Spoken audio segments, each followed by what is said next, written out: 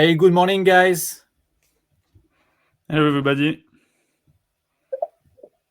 We are about 20. I think we are going to wait maybe 1 or 2 minutes before starting. Alex, I don't know. You can see my screen, right? Everyone can see it. Everyone It's can okay. see it. It's perfect. And do you think they can see our faces? I think It's so. okay too. You have a chat on the bottom right of the platform. Yeah, perfect. Hello, Marine. That's perfect. Yeah. If you have 22. any question during the session, you can ask in the chat. We have people helping us to answer your questions. So we have Yogi and Caroline, I think. That's it. Okay.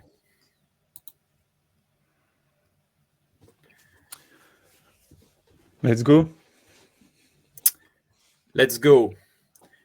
So our session today is focused on data and SEO and common sense. The question, subsidiary question, is how can we continue to make room for SEO in Google SERPs? It's for purpose that we decided to have this title because we want to challenge a bit the status quo and we want to help you to pass the next level, I would say, or challenge your ideas. We could have named it like so much different ways, but we've decided to have this one. So please feel free to ask any question during the session, and let's go and run the presentation. So first, let's introduce ourselves. Alexander, I'll let you start this time. Okay. Hello, everyone. So I'm Alexandre Siegwen, former CEO and co-founder of Myposeo. Myposeo is a SaaS platform for marketing and mainly SEO agencies. We are providing data and we're scrapping Google a little bit, but we're providing data coming from Search Console, the rankings, Google Analytics in one and only place to make sure agencies and SEO consultants can play with the data and use that to build automated reports. So we're focusing on SERP analysis, how to seize the opportunities, and we're working with Jellyfish. We are one of all the tools they can use to centralize the SEO data. On my side, I'm David Séjourné, VP SEO at Jellyfish, working and be responsible for the European markets. I've been working in the SEO industry for too many years now, almost 15 years. I worked a lot on PPC, SEO, analytics, CRO, lots of subjects related to search. And I have to say that I'm a Steven Seagal fan, and it could be quite weird. But if you find, or if you are another fan of Steven Seagal and you're passionate with SEO, I think we need to create a community. But I feel quite alone today. So please raise your hand if, in any case, you are a fan of SEO and Steven Seagal. So let's go, guys. Our purpose today is to discuss about the SEO opportunities, taking into account the SERPs. So the SERPs, guys, are the Google pages, Google result pages. And our main objective is to challenge the established truths and try to counter the bad habits we can have when we design and build our SEO strategies. So what we want to show you with Alex today is that using the data, exploit the data, using our common sense, and try not to be polluted, if I can say, by these established truths may help us to build stronger strategies and drive performances. So first, we want to, have a step back and try just to first challenge maybe our questions, the questions we have on a daily basis. And the question we ask ourselves every day are this kind of questions. First one could be, what are the most popular keywords and variation we want to rank on? how many keywords should I position for in Google and other search engines, obviously? How do I get to the top? So these are the questions we ask ourselves on a daily basis. But are they the right questions? Are they the ones that are going to make us rock the SEO SERPs or the Google SERPs? So in general, the KPIs we used, and Alex, I let you complete if needed, but there are like average search volume, Alex. We have also the keyword difficulty. Yeah, most of the time. And I think what we were trying to say here is there is not the perfect indicators to start the content strategy or SEO strategy, but most of the time people are using like average search volume, keyword difficulty, or the competitors ranking. And I do feel like this GIF here, like you're very alone starting the fight and the battle if you only use these KPIs. So I'm going to try to give you a much larger approach and other interesting things you can rely on that are going to be a little bit better than the three indicators here. But here is the question. Here is the story. These are the basic questions we ask ourselves. And this is what we've done for many years. This is what we still continue to ask ourselves. But thank you, Denzel. Maybe it's not enough. And especially because the competition landscape or the SERPs are completely different. We can now have like so much room for PPC results, for shopping, for any type of formats. So we think with Alexandre that it could be better to go further in terms of question and try to ask other type of questions. These are the questions we should be asking. First question would be, does the first position, the first rank, really bring me visibility? If I take only the rank into account, is it really relevant? Does it make me drive real performances if I only take into account the rank or the position? How can I position myself when organic is not enough visible? So you start to see that rank is maybe the only KPI to take into account. And this is our main, I think, purpose today. And is my action plan the best to drive performances? So this also points out the fact that we have to consider, and we do it on a daily basis, the opportunities on keywords and compare opportunities, taking into account the different assets we have for each keywords. And when I say assets, I mean the SERPs. You will see with the examples after that. And of course, when you're asking yourself the right questions, just like David is doing it, you need to rely on the best KPIs. So instead of the KPIs we've seen earlier, that might be helpful, but that feel it isn't enough today to perform in the SERP.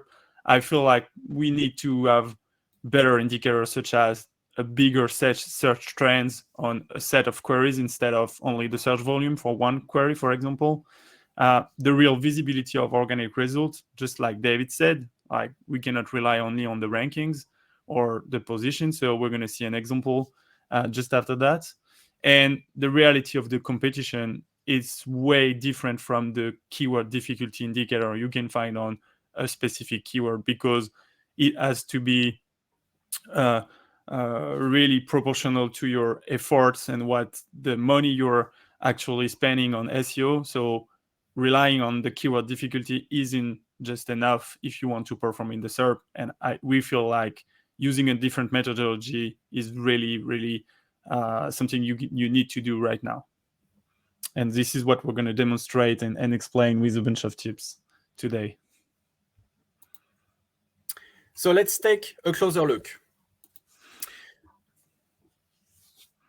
Yeah, as we said, and as I said, can we rely on the position and what we're targeting right now? So what you can see here is a different type of SERPs, and in blue you can see the first organic position actually displayed on the SERP. So as you can see, there is a lot of differences between the different SERPs. It's not a news, but what is really important here is, of course, the CTR and the visibility of each of them is really different if you are working in different industries or on different type of queries with different intent. So obviously you cannot just rely on the position you're going to target or the search volume, and there is something you need to put into your analysis, and it's the SERP analysis, because the SERP is actually having actually a massive impact on the CTR, the visibility you're going to get,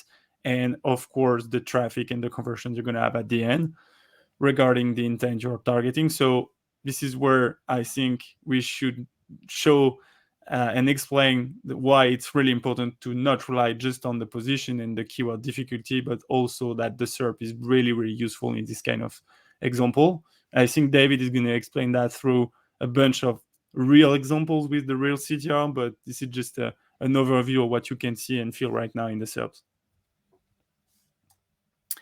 I have to say, Alex, that in one of your examples here, we can analyze the intent of your searches, and the one on how to do push-ups. I love this one. It was for you, actually. I was looking for something. Yeah. Thank you. To be really concrete about how we analyze the SERPs and the opportunity on each keywords, we wanted with Alexandre to give you like real example of and data on SERPs. So we took two type of queries. The first one is a product query, so on PDP pages, product description pages. And here the request, if you can see it, is Samsung S7. So it's a tablet, it's a product, right? As you can see on the SERP, you have like a large format of shopping ads. Then you have the organic on the left, and then you have the knowledge graph and knowledge graph on the right, and also ads. So the question is, on a desktop device, the CTR or the potential CTR of the first SEO result varies between. So guys, take maybe 1 to 3 seconds just to think about the potential CTR of this first result in organic results, just to maybe gauge or try to assess the opportunity of this keyword in the first rank. And to give you the exact CTR of this first rank, could be a good one, Alexander. So depends on the type of clients, but what we observe on our side for these PDP queries is that for this type of format of SERP, of layout of SERP, the first result when you have shopping ads is between 10 and 15% of CTR. So I'm going to joke a little about the established truth of CTRs we have in mind. If you read or if you run through the different case or studies there were in the past around about SEO, we have in mind, and it's a rough estimation, between, for the first results, about 20 and 30% of CTR. If you try to challenge this kind of studies, you will see that it's really rare, it's really scarce that you have like a split of data taking into account the device or the queries, and it's in general mainly focused on the activity. Like you have like result for bank insurance, you have for travel, you have for e-commerce, etc. So what we want to point out today with Alexandre is that you have to take into account the real CTR of your client. That can be based on a Google Search Console, for example, because this is the only source of data where you have like click impressions and CTR. So if you manage to build a data set taking into account the ranks and the CTR per type of page, you will have this kind of results. So just to say that the reality is that we have a CTR on this kind of pages, of Google pages, between 10 and 15, and we are absolutely not close to 20 or 30%, well, more 30%. So this is really important to take this into account in your strategy. If now we do the same exercise but we go on a mobile device. So here is the layout of the mobile device for the same query. So it's still a PDP query. So once again, please take 1, 2, 3 seconds just to guess what would be the CTR on for this first result in SEO. So that is quite low. Okay. So obviously it should be lower. So let's see the answer. It's between 8 and 10%. So no real surprise in terms of CTR comparing desktop and mobile, but still, if we think of the layout and we take it into consideration, it completely changes the way we design the strategies or we size the opportunities. And once again, if you don't take into account the device, you absolutely can't rely on those studies saying, hey guys, the first result has a CTR of between 20-30%. I kept this large range, but just to once again point out that it's really important to be able to measure accurately the potential CTR you have depending on rank, because the layout of related to queries, product queries, or category or PLP or PDP queries, we are going to see a PLP example after, makes the landscape completely and the opportunity completely different. So long story short, as we know that now mobile drives a lot, the largest part of the traffic, the CTR for the first SEO result on mobile is not so high. Let's now take an example with a product query. So product category query, so PLP. So in this case, the example is just tablet. So very strategic keyword, high search volume, and this is the layout on the desktop page, on the desktop Google SERP. So once again, take 1-2 seconds, just try to guess the potential CTR on this first SEO results. And I would be like interested to see in the chat if guys, you can just try to guess and put some figures so we can see if you are close to the truth. How much you would say, Alex? Yogi, how much you would say? Yeah, we have 10 to 12. 50. 5. Rob, 1.2. Good. Yeah, 8 to 10. Okay, here is the result. 6 to 10%.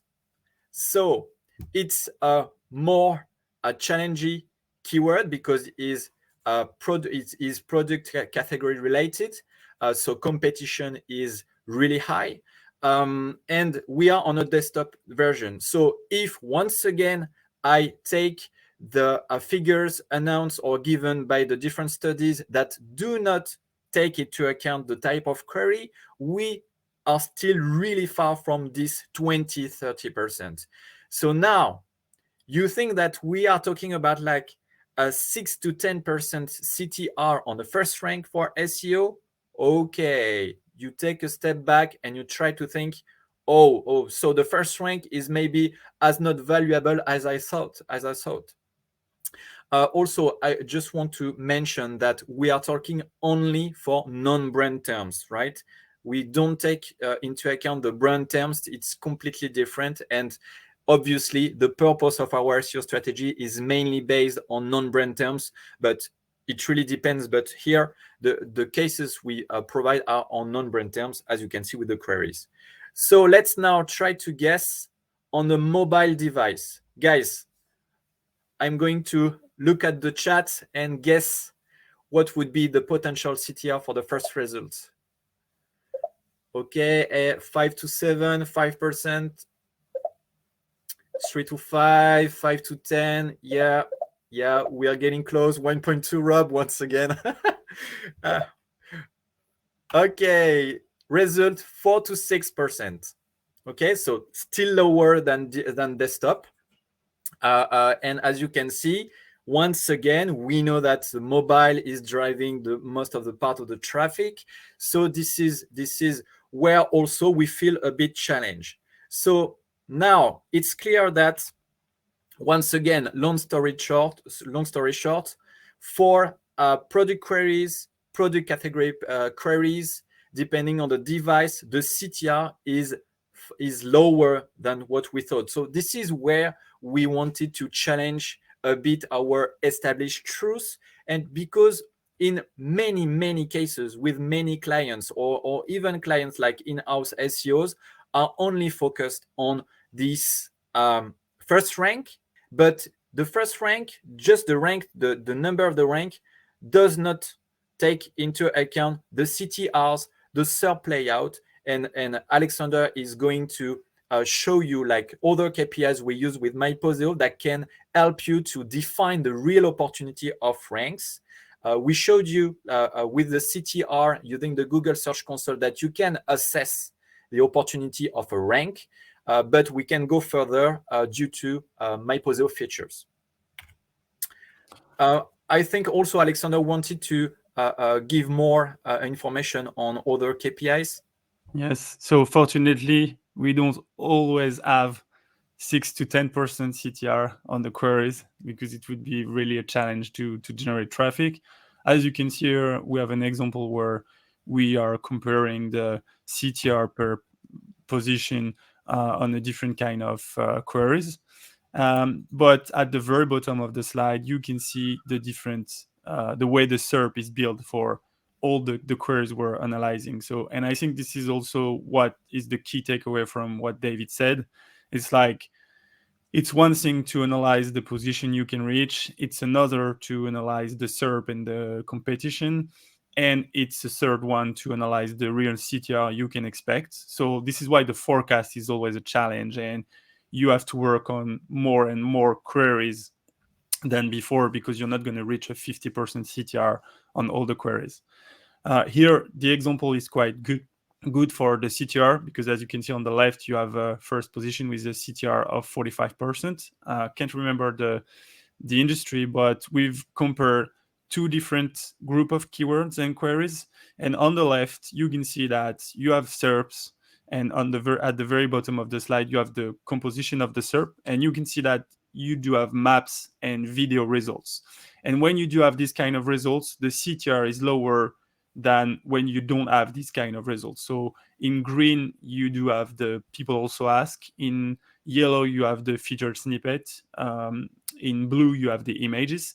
And if you compare the two type of SERPs, you can see that when you don't have the videos and the maps results, the CTR can increase by 7 to 17% on some of the positions. So taking into consideration the SERP for your CTR analysis and your CTR model is just a must-have right now because you can start to forecast for your client, or you can start to target a specific queries or a specific group of queries, and we prefer to work on a group of queries, and you can see the difference between the two of them. That is, it can be massive for the second position. For example, here you can have a 47 CTR on a group of keywords versus a 30% CTR when you do have videos and maps in the SERP. So taking the SERP into consideration is also very important when you do this kind of CTR analysis and when you're trying to forecast and set the target objective for your clients. What is also important, and it's on the next slide, is, as I've said at the very beginning, rely on the search volume or the keyword difficulty is something that you do for one query or a bunch of queries sometimes. But what is really important when you've done the categorization of your keywords is to make sure you analyze the true competition you do have in the SERP. So you are going to analyze the SERP itself, and you are going to analyze also the competitors. And what we can see here again is when you are comparing two sets of queries in the same industry, you're going to see that if you look at the left chart, you're going to say, okay, there is no way I can rank against Google or Amazon or whatever big website is ranked on my queries.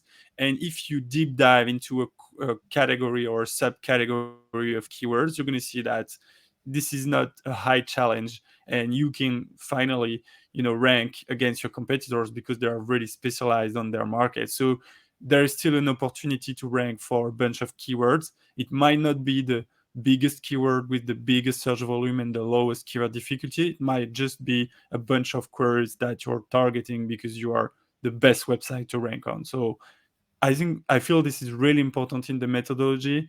One is to group and analyze a bunch of queries instead of queries one by one. Two, analyze the SERP, of course, when you've grouped all the queries, and you're going to be able to see the opportunities in where the CTR is already really high compared to what you're targeting. And three, analyze the real competition on keyword groups so you can target the easiest one first, maybe, and then analyze what kind of pages your competitors are ranking against you in the SERP. So it's going to be easier to start your content strategy and then forecast as an agency or again as a content writer.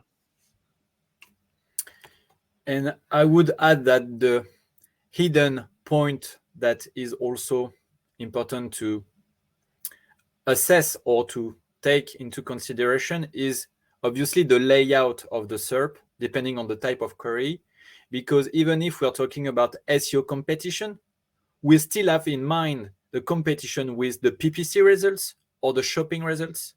So this is why, as we say that breaking down your SEO campaigns, taking into consideration the type of queries, will help you to design the right competition organically with SEO, but also to take into account the number of PPC ads or shopping ads and the height of those results. And I'm completely spoiling Alexander, but I keep the surprise for you. Next. But we will introduce with Alexander and Myposeo the concept of pixel ranking. That is, I think, the core KPIs, the most important KPIs that will help us to completely understand how to size the opportunity for all keywords. But we'll see that in some slides. You're also spoiling yourself, David, because it's the next one. I know. I always do that. Okay, so now once we have identified the opportunities, we took like the basic KPIs, these advanced KPIs. We worked with the data. We sized the opportunity. The question now is, how do I do? Because it seems like it's really hard now to drive visibility within the Google pages because we are challenged by the type of queries, by the behavior of users that use maybe more mobile than desktop, etc. So how can we, and this is so the main purpose of our presentation, what type of strategy of example can we show you guys to counter these effects or these facts in the Google SERPs. So first, you will see like very basic approach, but we wanted to show you how we tackle this kind of strategies with Myposeo, just to show you that even if it could be in theory quite easy, you can do really advanced things, taking the features and the KPIs provided by Myposeo. So this one, the first type of strategy we use, is based on the universal search results. So the different types of formats you can have within Google SERPs. So for this one, we have an example of still a very strategic, very high search keywords for which you know that it's going to be really hard to rank on those pages. But maybe you will have some room, some places, some opportunities where you can drive some visibility on these high research keywords, not going on like a classical on a basic SEO link, but maybe try to leverage some formats. And in this example, we have the format of the PAA. So the people also ask, the question that you can see on the first page and the second page also at the bottom of some results. And in Myposeo, we have a feature, a chart that can break down all the type of formats you can have with the volumes for all your keywords, all type of keywords, depending on how you broke down your campaigns, and see the opportunities on PAA.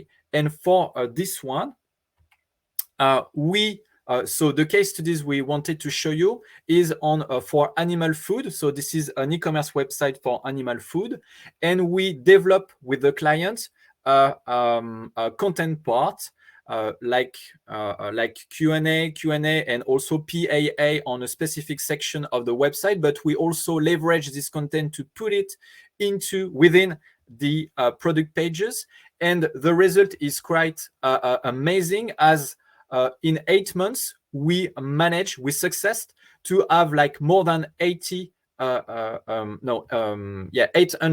of keywords placed on the results. So it drove like an amazing traffic, just leveraging all those formats as PAA. So we create content on a specific section. We use this content to push some PAA on the product pages to improve the weight of those product pages for SEO.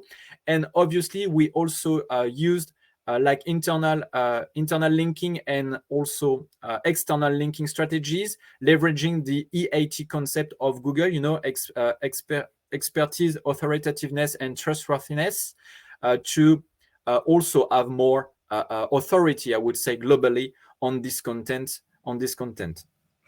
And yeah, Alexander. Yeah, just what I like about this chart here is you can see that by targeting the queries and the categories where PAA and featured snippet was displayed, and by having a content strategy that is relied on the fact that the SERP is displaying PAA and featured snippet, is also helping to rank on much normal, if I can say, organic results. And you can see the charts.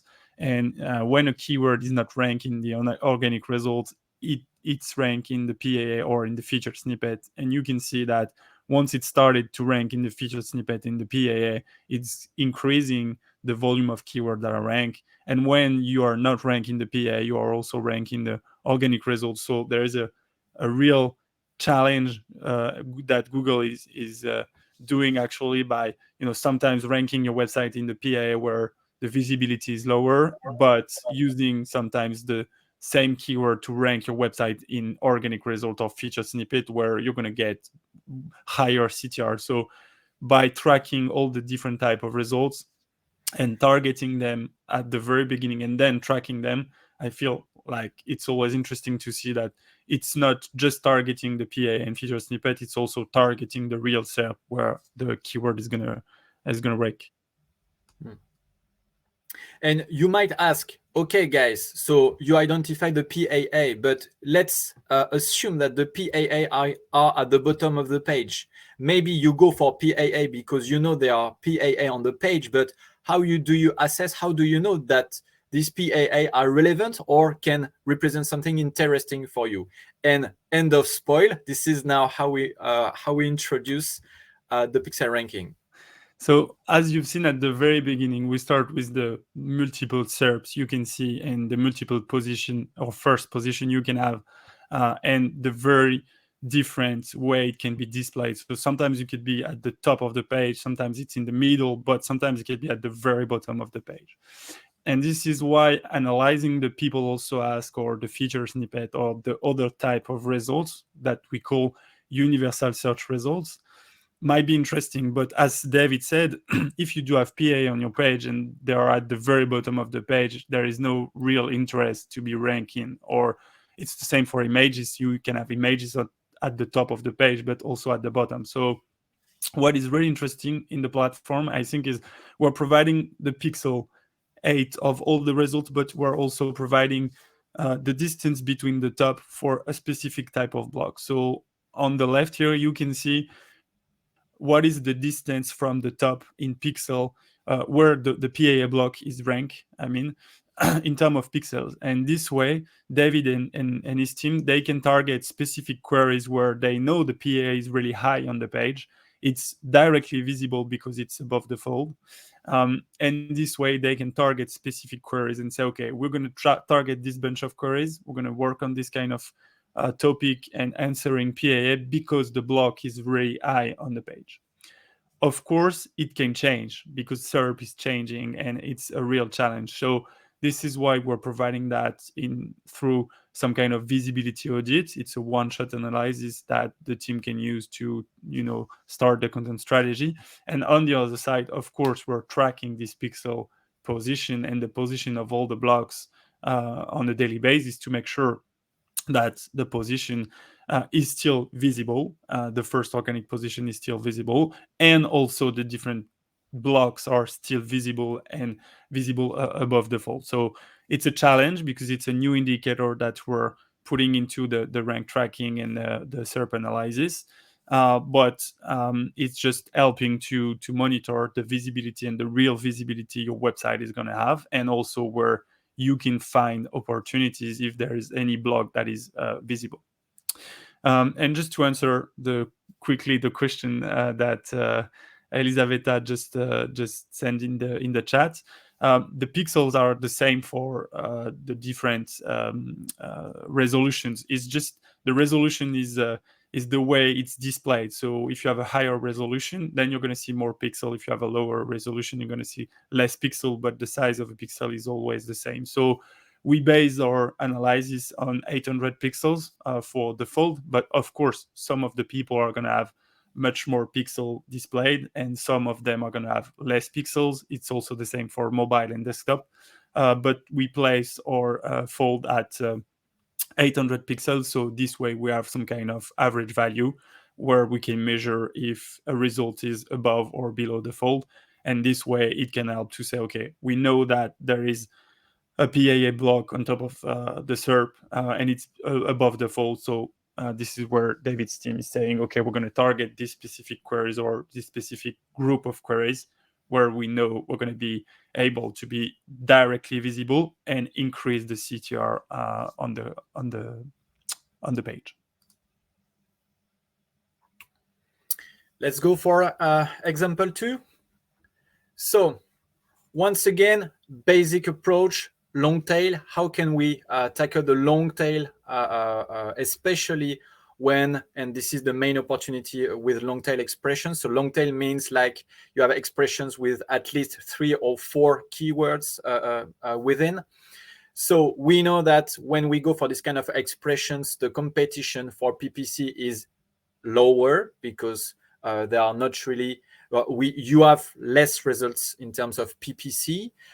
So this is where we try to, for those strategic keywords, we try to find other solution and use variations, synonyms, use the PAA, and try to leverage the content on, as we said with the previous example, on a specific section. Could be a blog, could be like a guide, could be like Q&A, and also use this content to put on our money pages, product pages. So leveraging the long tail is obviously one of the best solutions to drive traffic when you have like a strategic keyword where, once again, competition is too high, or also because the keyword you want to rank on is really search, but what you know is that the first rank is good, but the pixel rank is bad. So the question is, do you need to focus your effort on a keyword where the first result is too low, whereas you can focus on long tail keywords, expressions, where there are less PPC results, so you have a better click-through rate because the first SEO rank is higher. So this one is really important because even if we are comparing like a really strategic keywords, highly searched with long tail keywords, we can also do it with other type of keywords. So we just wanted to bring on to the table with Alex that now, depending on the effort you want to have, you need to take into account this opportunity given by the CTR that can be approached with the pixel ranking on the first SEO rank. So please don't make all your efforts on a keyword where you know it's too low on the SERP. You maybe have to focus on keywords where the CTR and the pixel rank is better. This is our main purpose today. Challenge the data. Don't only take into account these old KPI that we use for many years. Just try to split the data in a relevant way so you'll make sure that you don't make effort on bad decisions. So the case study for this one is for a blog. A blog for an e-commerce website on home equipment, where the competition is fierce, really high competition. So we did like the basic approach. We knew that it was too challenging for us to rank on those strategic keywords, especially with a blog and this e-commerce website, because once again, the e-commerce, the competition website that the competitors are really strong in SEO. So we've decided to to support our product pages with content with a long tail approach. And as you can see on this chart, we had a great success by having more than 63% of incremental keywords on the top results over 6 months. So this is like one of our best case studies where we leverage the long tail as far as we can. And we also, I think this is an example I give later also, we also, as we monitor all the results on a daily basis, work on our very old article within the blog to rewrite them accordingly to the PAA or the new opportunities given by new keywords or new SERPs within Google. To do so, we used mainly this KPI we call weighted average rank. So Alex, I let you explain. Yeah, so as you've seen in the previous chart, it's really good to be ranked on first position, David. Congratulations. But as you know, you can be ranked on a really great keyword with a really high search volume. And on the other side, you can also be ranked on a real good keyword, but with a really low search volume. The problem with the average position that you're getting from Search Console mainly, but also from rank tracking tools, is it's not explaining the way your real visibility is growing or is going down.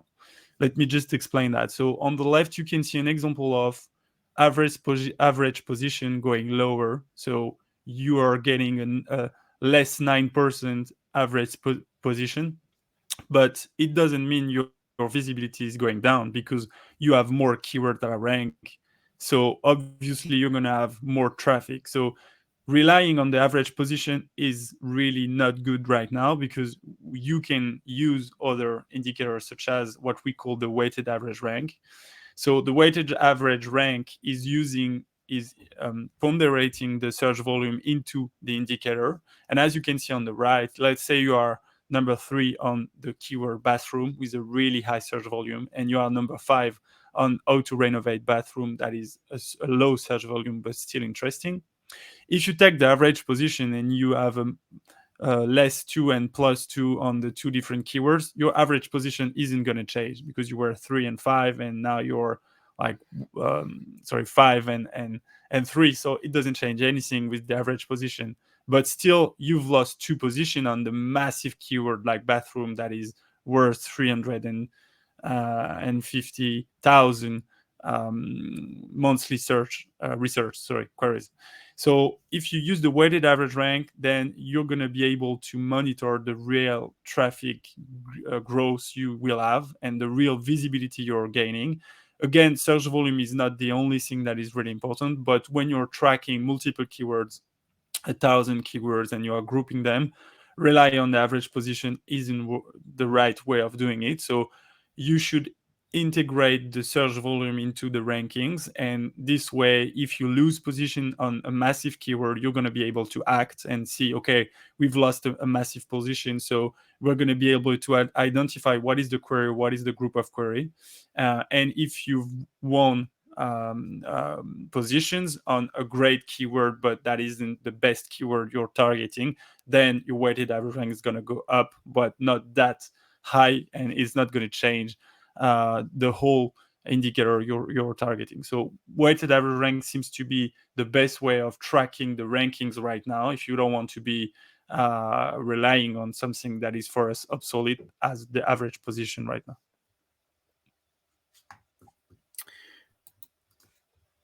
Next example, trends, and how can we plan or how can we work our SEO campaigns based on the trends, the seasonality.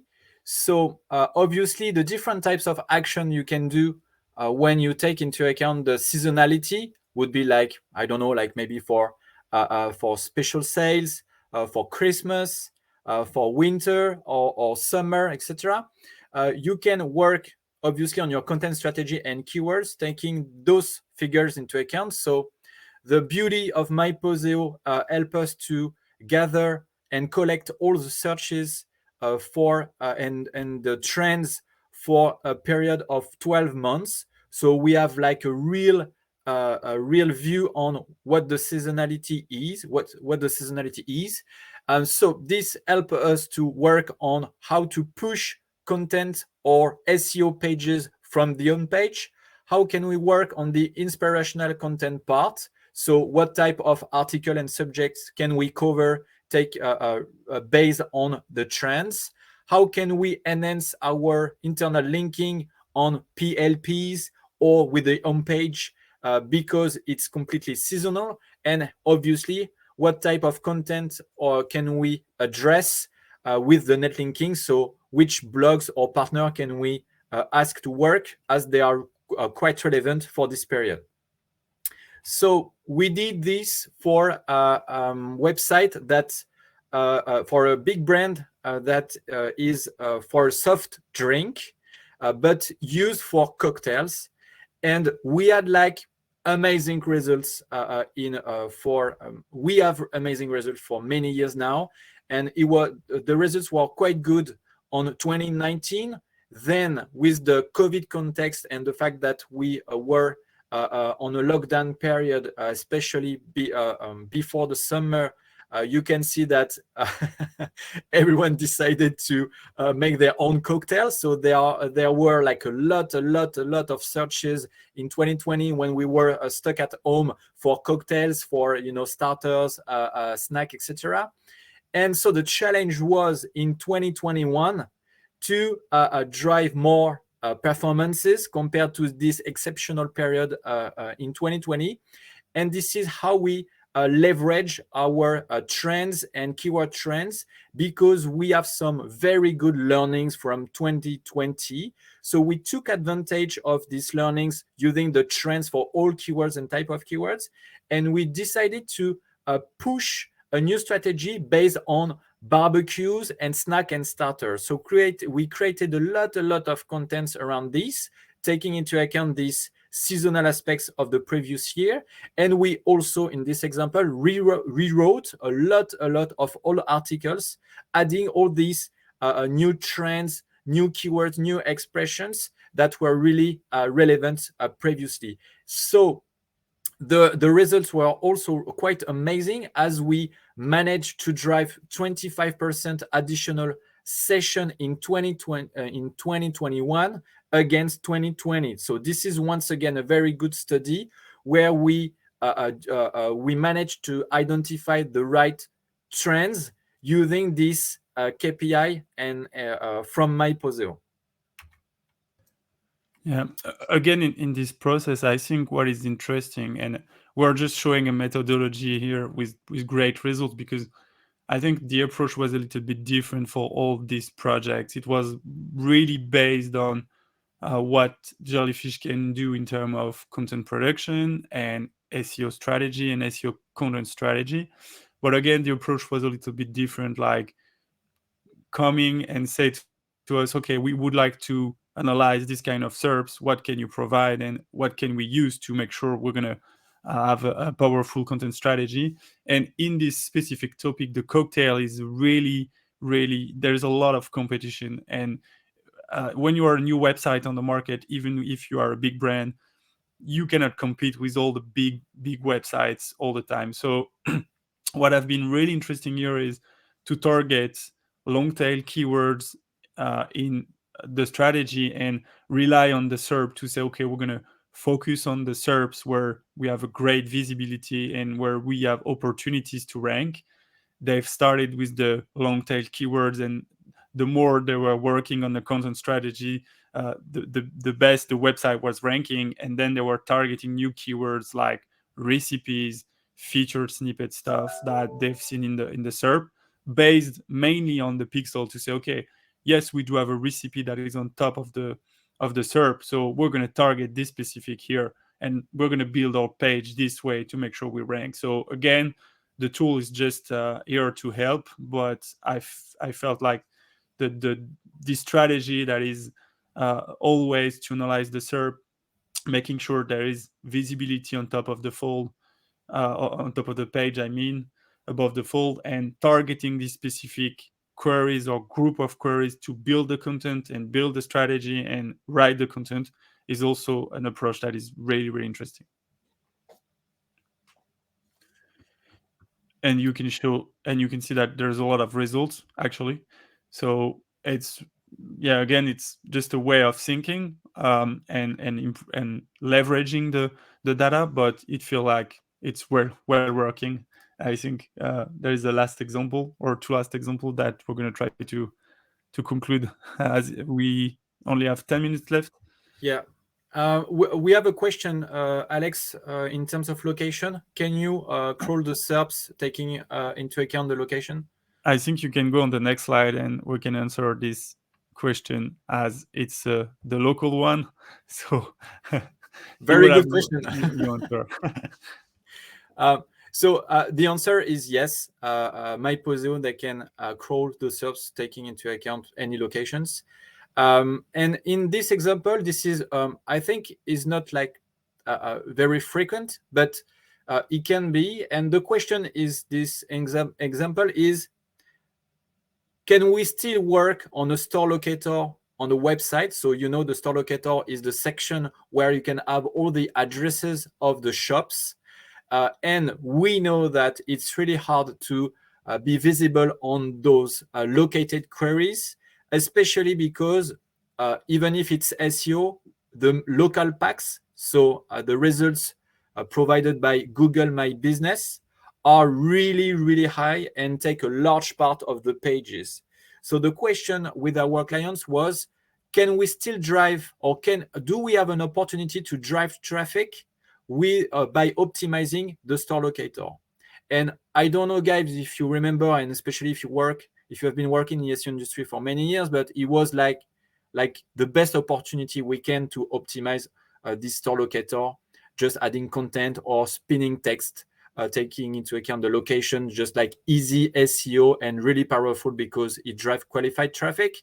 But then when Google My Business has come and then took like a very large place or a very large room on the Google pages, it was like almost nonsense to work on the store locator. So by analyzing the data on Google Search Console, do some tricky things about tracking on the URLs, we manage to have really good learnings on these opportunities. So let me explain a bit. So we've decided to work on the long tail with a long tail approach, like a lot of expressions related to location, like cities. We work also on product keywords and categories to put them into our pages for cities, just to enlarge the scope of keywords. We also added the nearby cities just to make sure that maybe if you don't have the shop in one city, you can have you can rank on those keywords with the nearby cities, and also obviously on UX, just to make sure that we have like a winning, I would say, collaboration between what you can have from the Google My Business format and what you can show with your store locator pages. So have this complementary approach between the different type of SERPs. So in this case, and I'm going to be quick, but the main key learning we had is that we measure the click-through rate on the click button, go to the website on the local pack format against the CTR of like the classic SEO results coming from the store locator. So we are only focusing on driving traffic to the website. So we don't take into account the fact that someone is looking for a shop and then is going without visiting the website to the shop. And it this analysis revealed that the CTR, the traffic driven by the store locator pages was higher than the clicks on the button websites on the local page. So it's a learning, but we just wanted to show you that if you take a step back, try to analyze the data, challenge the fact that maybe the local pack is really visible on the page, but you can maybe do something with store locator pages still, is a learning. So this is exactly how we approach this for this store locator optimization. So this is, yes, the screenshots of the buttons we've monitored. Alex, maybe you wanted to add something? Yeah, so again, SERP analysis and pixel and position and stuff that we are providing as a software solution have been really helpful in this kind of example for the local. So we can localize, we can personalize the device, and we can analyze the SERP. Sometimes when you're analyzing the local results, you can see what we call a local teaser. So you don't have the website displayed directly here, and you need to click on the result to go into Google Maps to see the real websites. Sometimes for other business, you do have the website display here directly. So this is what we have been able to analyze for this specific case, to make sure like David's team can, cross data between what is displayed and what are the results in the search console. So it's always a challenge to make sure you can analyze properly the SERP, and this is what we're trying to do.